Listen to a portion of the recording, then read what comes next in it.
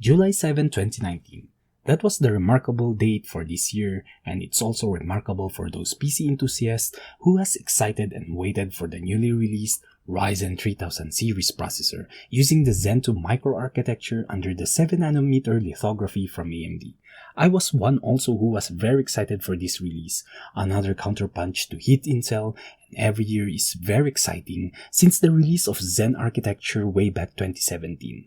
AMD is well prepared and ready to counter again, and it's ready for its arsenals to bombard Intel. I tune up for my favorite YouTube tech reviewers, the likes of Hardware Unbox, Hardware Canucks, Gamer Nexus, and even Linus Tech, reading for articles and reviews on AnandTech and Tom's Hardware. Given their different perspective about the Ryzen 3000 series, given their analysis and performance numbers, AMD impressed me for this release, and some each that tickle my desire and ask myself, should I upgrade my CPU? Should I ditch my Ryzen 7 2700X that only used for 3 months? I've waited also for further updates like chipset and drivers and much more stable BIOSes, and yeah, I come up with the decision and want to fulfill my cravings. I told to myself, I want Zen 2, I want that processing power, I want Ryzen 3000 series processor. So I didn't hesitate, I ripped my wallet and yeah, I purchased the Ryzen 9 3900X alongside with the ID Cooling ZoomFlow 360 AIO liquid cooler to tame this beast processor. So hi again guys, my name is Alvin and welcome again to another video. In this video we're going to talk about the performance gains when I upgraded my CPU from Ryzen 7 2700X to Ryzen 9 3900X, my gaming and workstation rig that have been revised for a third time. And was it worth for the upgrade? Despite the cash that I've been thrown in order to get this processor, does the processing power satisfy me? So let's find out. For testing, this is the current specs or config of my PC. As I've said a while ago before I upgraded the CPU, I was using the Ryzen 7 2700X, an 8-core 16-thread CPU. Now the Ryzen 9 3900X, 12-core 24-thread CPU, comfortably sitting on my 2-year-old ASRock X370 Taichi motherboard with the latest BIOS installed, the 5.80 version. 16GB of DDR4 memory at XMP profile at 3200 MHz. The GPU that I'm using is the Zotac Amp Extreme Edition GeForce GTX 1080 Ti with the latest driver installed, and 240GB Western Digital Green SSD and 2TB hard disk drive is being used for storage and boot up drives. All the components are thrown inside in the Inwin 509 full tower case. The applications that currently I have to be tested are Cinebench R20, Unigine Superposition, CPU-Z built-in benchmark, Blender, and I'll be ingesting the car demo by Mike Pan and some gaming performance like on GTA 5, Battlefield 5, and The Witcher 3. For all the tests, my CPU is manually overclocked at 4.1 GHz at 1.28 core voltage to keep the processor running stable.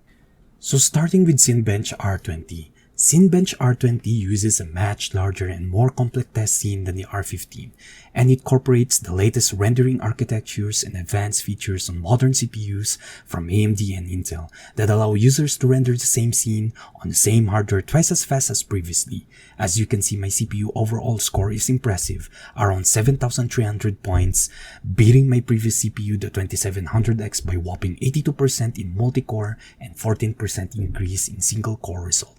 Next is the CPU-Z built-in benchmark, a freeware that gathers information on some of the main devices of your system, and real-time measurement of each core's internal frequency and memory frequency. As expected from the result from Cinebench R20, continues favoring the Ryzen 9 3900X and enjoying 68% lead over my previous CPU in multi-core result.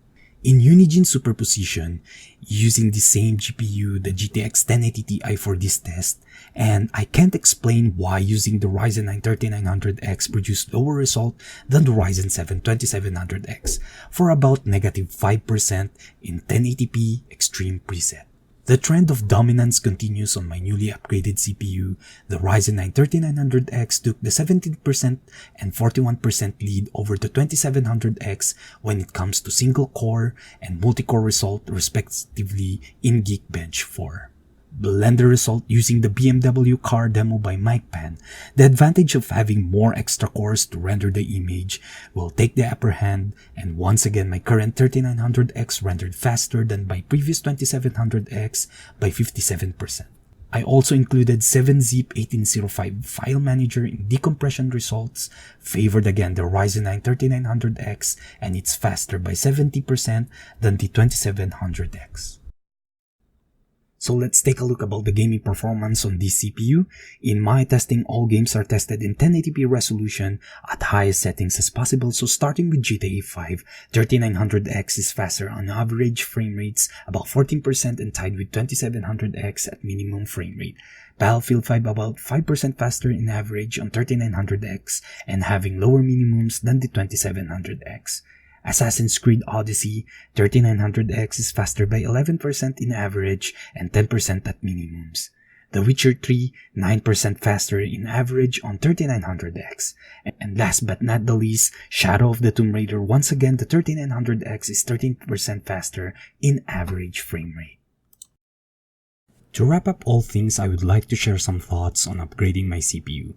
Sure, the Ryzen 9 3900X took the upper hand, and every test I've thrown across all softwares and games, the 3900X took the 33% gains in average over the 2700X.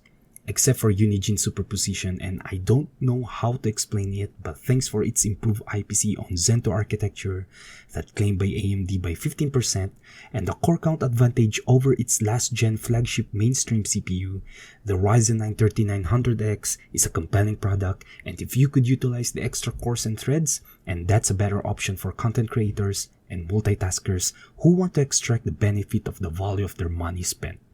In my experience, if comparing the performance gains, does the 33% gains justifies the price premium?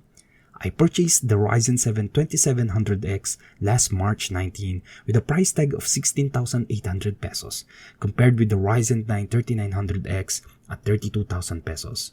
With a price difference of 15,200 pesos, does it worth for that kind of value, or 15,200 pesos is worth it? Sure, if you have the money in getting the faster processor that you can get. As I've said a while ago, for my case, this is a good upgrade choice, and my system could be more future-proof depends on the software that I'll be using in the future. Speaking of upgrade path and flexibility, AMD delivered their promise that AM4 socket will support upcoming processors until year 2020. Since the Zen architecture way back 2017, it enabled all users and all consumers to have a costless upgrade without being purchasing for another motherboard. If PCIe 4 is not your concern and just to have a good running system, sure, it's not necessarily to buy a hefty X570 motherboards out there. And if you have an existing AM4 motherboard, even a beefy X370 or X470 or B350 motherboards out there would be suffice on running this kind of chip. Just update the BIOS and you're ready to go. So that's conclude my video, and if you like this video, click thumbs up, and please don't forget to subscribe on my channel, and hoping to see you in another video. Thanks for watching. Peace.